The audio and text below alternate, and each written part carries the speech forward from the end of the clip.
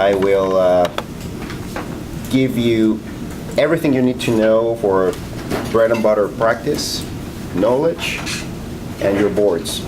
So try to stay awake in only half hour. How's that? All right. So this is an unactivated platelet. As you all seen at some point in time, activated platelets take this configuration, which is more like on the punk side than the more mellow unactivated platelet. So we can start probably backwards. This is the final pathway of activation, which is the 2B3A receptor. So obviously one of the targets that we can actually use to inhibit the platelets, it's 2B3A inhibitor. They are very powerful, but they've been falling off the guidelines. We'll talk about guidelines a little bit later, but it's a very good target and palatable target for platelet inhibition. Then if we go counterclockwise, it's very important that you don't forget the PAR1 inhibitors.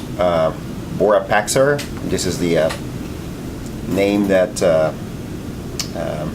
the company gave at the beginning when they were developing it. It's not worth remembering it, but Exaire, a PAR1 inhibitor. Then another indirect way to inhibit platelets is with thrombin inhibitors. So, and again, this is more or less indirect. It's not a direct effect on your platelets. But in some places and in some circles, they're going to tell you, like, bilirubin will inhibit platelets. It's by this indirect thrombin inhibition. Remember, if you put a thrombin, you're going to have platelet inhibition, but it's because of the thrombin, not because of platelet aggregation. So it's indirect. If you measure your platelet activity after bilirubin, it's unaffected, right? So that's why a lot of people say that's not a direct anti-platelet. But anyways, it can go either way. You can say, well, there's a direct or an indirect effect of thrombin, and that's why it's accounted here for. Then phosphodiesterase inhibitors, dipyridamole and cilostazol, we still use them every now and again, especially for patients with sometimes obviously stress tests or whatever, but you'll still see them every blue moon in some places. And cilostazol in patients with claudication. Also remember, these are kind of the mechanisms of action that probably you still more or less remember from medical school, but for whatever reason, when you go take the boards, they're going to ask you about some of these mechanisms of action, so try to remember those. COX-1 inhibitors, obviously aspirin. NSAIDs are also COX-1 inhibitors, although I encourage you to read the literature about them. They actually have a little bit of a rebound effect. That's why they got a class 3 indication now for cardiac patients. Thienopyridines, which is essentially what we use on day-to-day life. These are irreversible. Clopidogrel, prasugrel, and ticlopidine. They get into the P2Y12 receptor.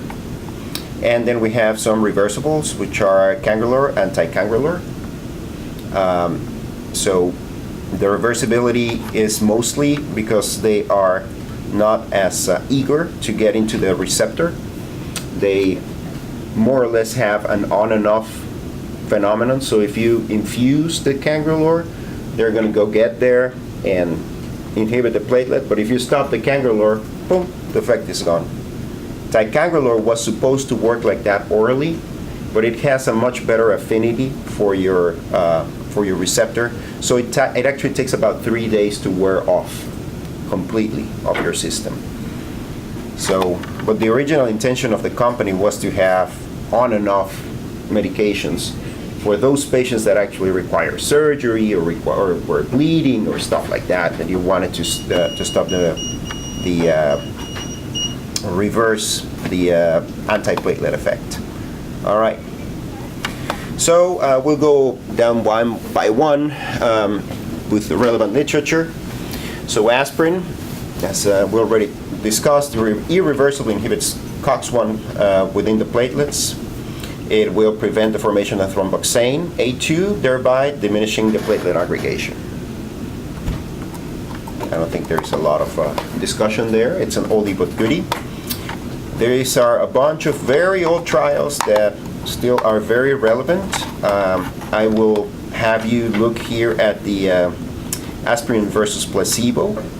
So this is there are several different endpoints. So mind that sometimes they are from 5 days to 2-year endpoints, and but it turns out that all of the aspirin versus placebo, total of about 2,500 patients, were very positive for the treatment. So this is one of the single most important things that we've discovered back in the 80s. Now, these are all other trials, some of them using unfractionated heparin plus aspirin versus aspirin. Seems like the combination is a little bit better, and this is for mostly for patients with acute coronary syndromes. Interestingly, they were defined differently back then when they were tested. We didn't have troponins, so it was a completely different definition. And then we'll discuss a little bit of the 2B3A literature later, but just kind of an interesting thing. Look at the numbers that they had to randomize to get a positive effect on aspirin, and look at the numbers that they're required to get a mildly, very modest positive effect on the 2B3As. So the effect seems to be more powerful overall for aspirin, for the modest aspirin, than the 2B3As. All right, so we'll start with the PAR1 inhibitor, Vorapaxar.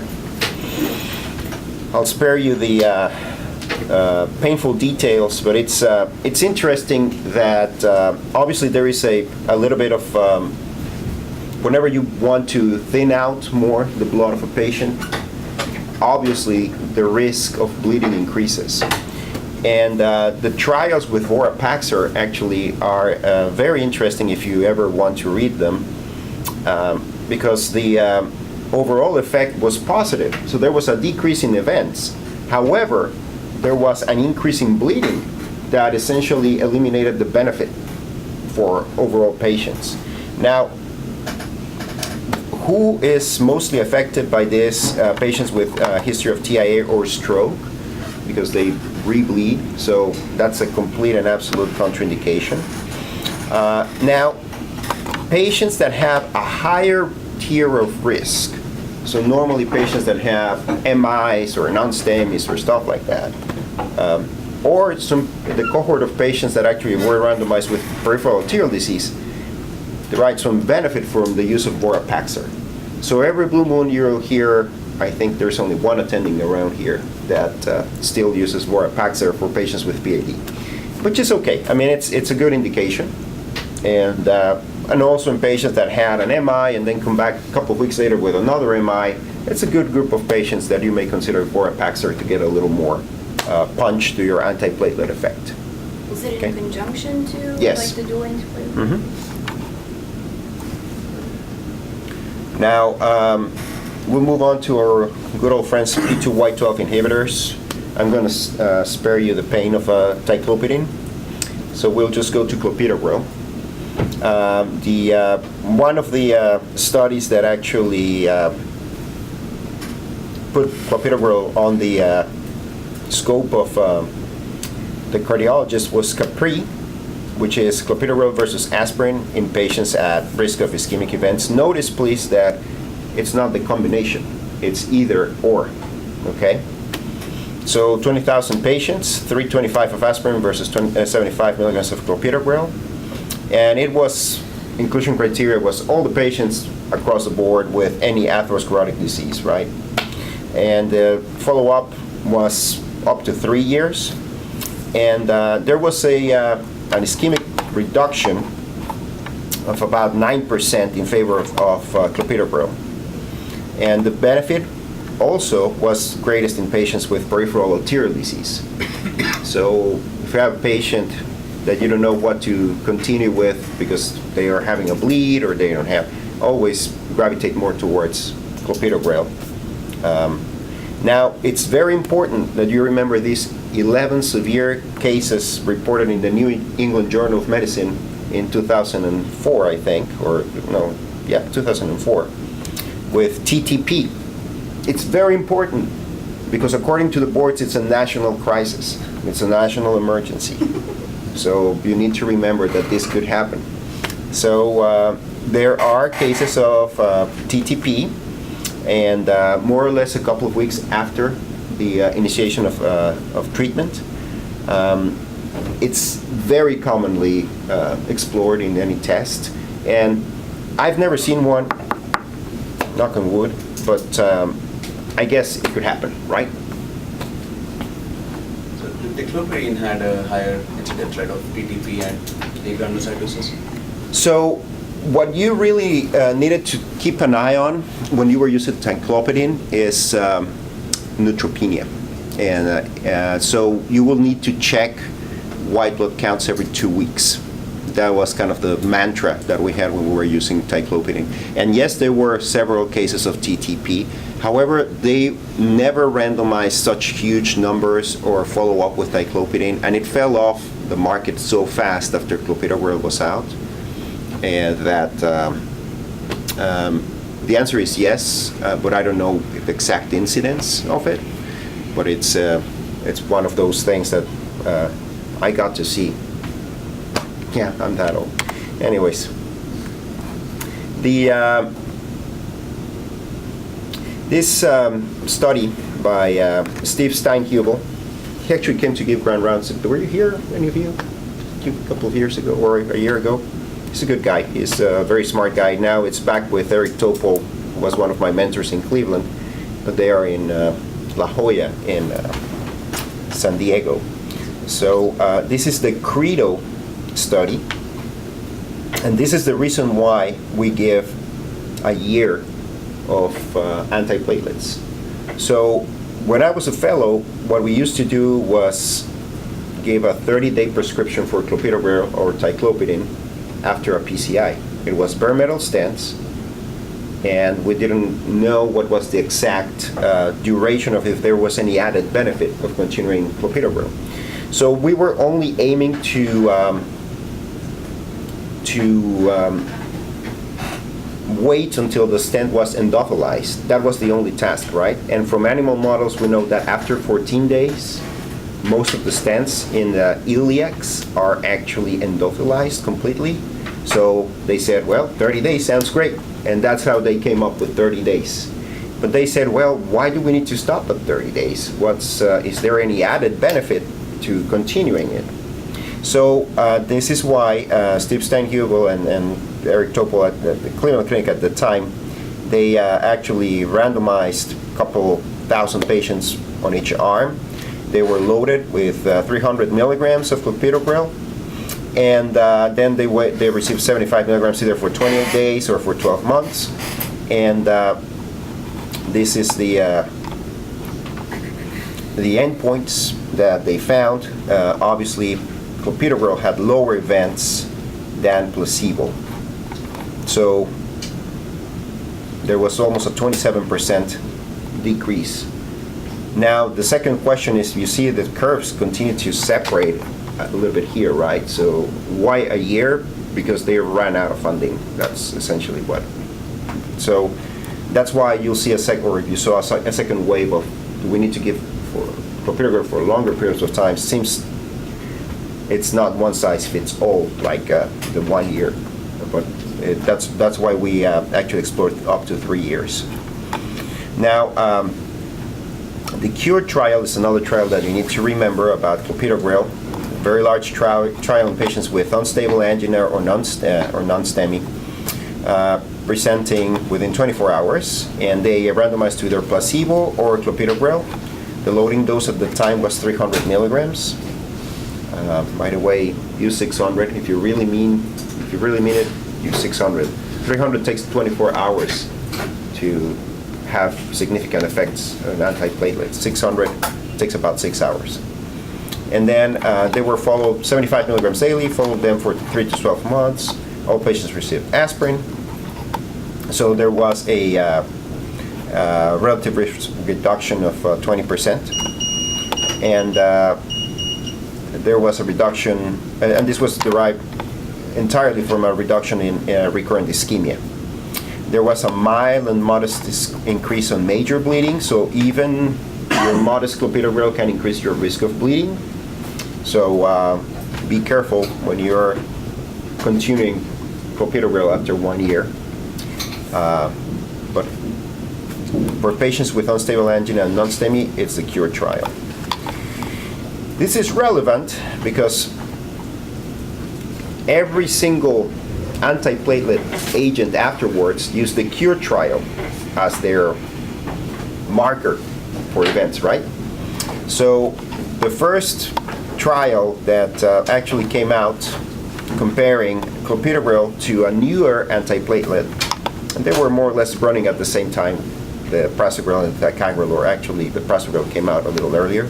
But anyways, you can see that ticagrelor used the same outcomes here, the same study design, the same 300 milligrams loading dose, and they compared it to ticagrelor, and ticagrelor was more effective, and it actually reduced mortality in patients with unstable angina and non-STEMI. And this is the reason why we gravitate more towards ticagrelor. There are a few caveats, like the North American cohort had higher mortality, and when they presented the data to the FDA, they said the only thing that we can think of is that the doses of aspirin in the United States are higher than in the rest of the world. This has to do with the old pharmaceutical grain system. So up to the 1950s, 1960s in the US, they persisted to use milligrams and metric system. So they used the old grain system. So 1 grain is about 81 milligrams of aspirin, and that's why it's 81 and change. So, and that's why the current dose here go in increments of 81. So 1 grain is 81, 2 grains is 162, so far and so on. In the outside markets, the metric system has been on for as far as we can remember. So the aspirin that we use, or that they use out there, is 100 milligrams even. The next dose over is 500, and that's used for headaches. So there is nothing in between. So they said, well, we think probably it has to do with the 325 dose that we're using in the United States. And that's why the indication when you use ticagrelor is 325 loading dose when they come through the ER, but the next day you drop it to 81. And the FDA said, well, that sounds reasonable, and they allowed us to use ticagrelor in the US. This is the major cumulative incidence of major bleeding. So you can see here ticagrelor does increase a little bit your risk of bleeding. So again, there's always a trade-off. Prasugrel, Triton TIMI 38. This is from 2007. As I was telling you, this is chronologically backwards. I'll tell you about Beethoven's history in a little bit. Chronologically, the first and the second. That's a different story. But anyways, this is what happened to me here. So anyways, clopidogrel against prasugrel, and you can see there is a much greater effect of prasugrel as far as ischemic events. However, there was an increased risk of bleeding in patients if you're using prasugrel. What patients? They actually went back and looked.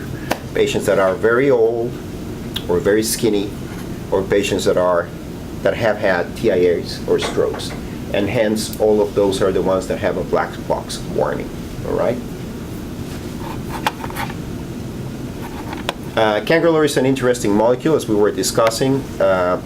It is an IV direct acting agent. It's reversible because it's The mean life is about 2.6 minutes, so after 4 minutes you have zero effect. So you can actually shepherd the patient into an OR or start the cangrelor if the patient doesn't have PO coming in with a MI. Boom, you have antiplatelet effect right away, right? And the clearance does not depend on renal function, so you don't even need to know what's the creatinine clearance. And at infusion rates between 2 and 4 mics per kilogram per minute, which is what we use for maintenance dose, there is an 80% inhibition of platelet activity. So very interesting molecule. The reason why we don't use it is because when the company tried to actually come up with uses, they said, well, let's just shoot across the board. We're just going to randomize patients from all death, MI, stent thrombosis, PCI, major adverse cardiac events. So they came to the FDA, and then they started presenting these slivers of the data, and the FDA said, well, yeah, you're showing me safety data, but there's nothing that says here that is superior to anything, right? So, or different to anything. So actually what happened is the medicines company sold the molecule because they said, well, I don't think we can do anything about this. And then it was bought by a company that currently owns it in Italy. And they looked into specifically patients coming to the cath lab.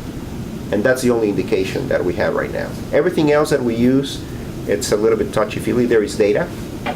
But for patients that had a recent stent and we bring them to Bridge for cangrelor, it's not FDA approved for that, but we have data that has been used for that, and it's safe to use it, right? So these are major bleeding events. You see that obviously, as we were discussing, stroke probably a little worse with when you use cangrelor. The rest of the major and minor bleedings, they had a trend, but nothing that raised any red flags. So it's a safe molecule in general terms. 2B3As, well, this is the last thing we'll talk about. So there are two types, abciximab, which is a murine chimeric antibody. It's half mouse, half human. As a matter of fact, one of the first molecules that was used for this, and then you see all those molecules that are around that finish with a mAb, like for colitis, and so all of those actually are formulated after the abciximab. So it's a half murine, half human type of molecules. So this thing is super, whenever it finds a receptor, a 2B3A receptor, boom, it's there, and it's going to be there forever. It's going to die with the platelet. They fall in love with that particular receptor. They will never let go. Now, the platelet aggregation returns to normal between 24 and 48 hours, and this is just because you're having more platelet backup systems coming back up, right? Abciximab also inhibits a couple other receptors. One of them is the vitronectin receptor and the MAC1 receptor on leukocytes, and they say that's why this molecule is a little more powerful or different or whatever it is. The small molecules, eptifibatide and tirofiban, they are competitive receptor occupancy. This is very relevant because actually you might think the abciximab is so powerful that we cannot reverse. Turns out you stop it, they actually do 1 molecule per receptor. So they calculate 300,000 platelets, so many 2B3A receptors, 1 molecule, 1 receptor, period. So you stop the abciximab and then you give platelets. The platelets are not affected by abciximab. So if the patient is bleeding, it's very easy to actually reverse abciximab. However, eptifibatide and tirofiban, they inhibit by competitive occupancy of the receptor. So they actually put 200 molecules per receptor. So if the patient starts bleeding and you stop it, and you try to give platelets, you have 199 molecules circulating. So it's not reversible by infusion of platelets. They actually reverse themselves after 4 to 6 hours. All right? So it's important that you remember that part of the pharmacology. There are no head-to-head comparisons, but nevertheless, these molecules are have been studied extensively. These are the PCI trials, EPIC, Epilogue, and Capture, Impact, Restore, Epistent. I mean, all of those may sound familiar to you guys. When I was a fellow, we discussed this ad nauseum because this was like the best thing that we had at the time. But nowadays, we have so powerful oral antiplatelets that we are using less of them. ISO-REACT is the trial that you need to remember. So this is a strategy of preloading with 600 of clopidogrel, and at least 2 hours before a procedure, an elective procedure, and use plain heparin versus using abciximab, which was kind of standard of care, and then loading afterwards with the clopidogrel. And turns out that there was absolutely no difference between these two strategies. Zero difference. So if you preload the patient, and we're talking about elective procedures, preload versus abciximab, and afterload with clopidogrel, there is absolutely no difference in events. So that's why we started saying, hey, well, this is a very expensive molecule, why are we using it? And little by little, the guidelines have been kicking it down the can, so now it's like a 2B indication for elective procedures, okay? The rest of the things are guidelines. We're going to go down the guidelines and STEMI indications. You guys are pretty familiar with this, and we ran out of time. So do you have any questions?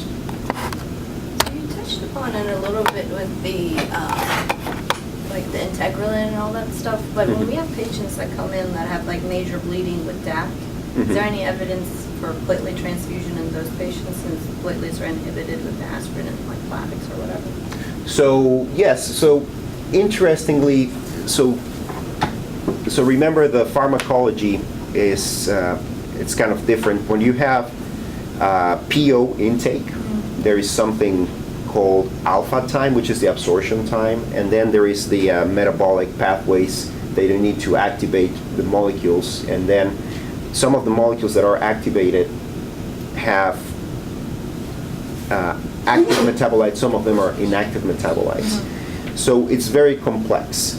The advantage, let's say, of ticagrelor is, as we discussed, is the mean life is not, and they're not as adept to the receptor.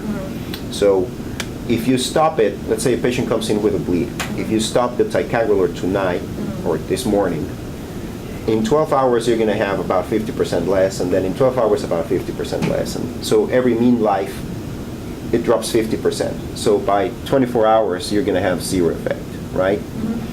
Now, if you have irreversible medications, like let's say prasugrel. Prasugrel is irreversible. Let's say you had your last dose this morning and you start bleeding. Then what happens is you're still going to have a bunch of prasugrel circulating in your body. And all the platelets that are affected, they are completely affected, right? So even if you infuse, you're going to have a little bit of prasugrel, infused platelets, I mean. You're still going to have a little bit of prasugrel effective in your bloodstream, because the mean life is a little longer than ticagrelor. So that may backfire. So can you use them? Yes. Can we have immediate effect with platelet? It depends a little bit on when was the last dose that you took, what's your dose of aspirin, and what is the molecule that we're talking about. All right. Has there any study done on the Plavix versus ticagrelor? Plavix versus ticagrelor for? Versus ticagrelor, like the loading, because like Wallerton study showed us like, it's just like the loading part is interesting. So because of cure, everybody said we're going to use 300 milligrams. However, in the middle, and the FDA actually mandated the trials with 300 milligram loading dose. However, in the meantime, we studied the pharmacology of clopidogrel a little more elegantly, and turns out that a loading dose of 600 kicks in a lot faster, 6 hours versus 24 hours, right? So whenever a patient comes into the cath lab and they are loaded with 300, it's like, it's cute, right? Because I need to reload it regardless, right? But in the but that's one of the caveats of these trials, because we don't know if a more powerful upfront loading of clopidogrel is better than or equivalent to the other ones. I don't think we're ever going to do that because there's a lot of controversy. But maybe when they are generic in a few years, the ticagrelor and the prasugrel, maybe somebody will do it. But it requires a lot, 10,000 patients, so it requires a lot of money and effort to run a trial like that. But no, right now we don't have the data. But it's one of the caveats. One thing that came over night food is when a patient has STEMI and gets lytics, and they should not get the 600 dose in that case, right? Or they just Yep, here, I have it right here. So this is the 75 for 75 rule. So if a patient is older than 75, no loading dose, and give only 75. All right? But this is for anti-thrombotic therapy support to reperfusion lytics. So if you're using lytics, that's one of the things you need to remember. 75 for 75. Again, very typical board question. You guys are welcome. What about less than 75? 300. You do it? Okay. Yeah, you do 300. Inpatient. Is- Go ahead, sorry. I was going to ask, is money the reason, like, so you're mentioning that Plavix takes 6 hours if you do the 600 load. When somebody comes in with a STEMI and you're assuming this is like a thrombotic lesion, so they're really not, they don't have full antiplatelet effect for 6 hours. Is money the reason that cangrelor hasn't been studied as an adjunct for the first, like, peri-procedure? No, but it actually was studied. Okay. And interestingly, that's where the FDA found benefit. And that's the only indication that we have. So, cath lab, not lytics. No, I said, but it's really expensive. But it's really expensive. A lot of places in the U.S. do not have them. Even here in town, like some of the hospitals, they don't carry it because it's so expensive. And So we'll give it here for the first 6 hours, like after a STEMI? so it depends on what antiplatelet you use. Okay. That's a completely different animal. So Okay. So the problem, so if you're giving cangrelor and ticagrelor, they are match made in, I would say heaven, but they were made in the same lab, so hence the name, cangrelor and ticagrelor. So essentially, what they do is essentially the same molecule, one PO, one IV. So one takes a couple of hours to be absorbed, right? So you give it PO, it's going to be absorbed in 2 hours. So in 2 hours, you can stop your cangrelor, boom, everything is perfectly streamlined, right? Now, if you're using some other molecules like clopidogrel, or if you're using prasugrel, the pharmacology is completely different because they are occupying the same receptor, so it's not quite 6 hours. It's probably going to take longer for because your receptors are occupied, and even if you have good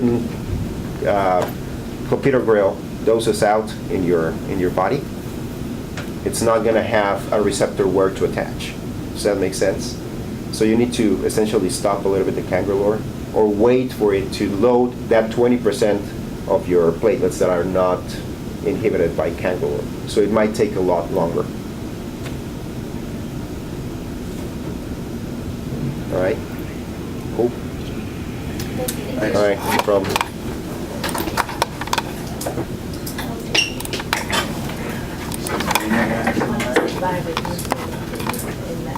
One patient just I have to get the sponsor to get Eight scheduled, only one of them gets up there. So they're like, And I'll never have that. You just It's good. Work together. oh.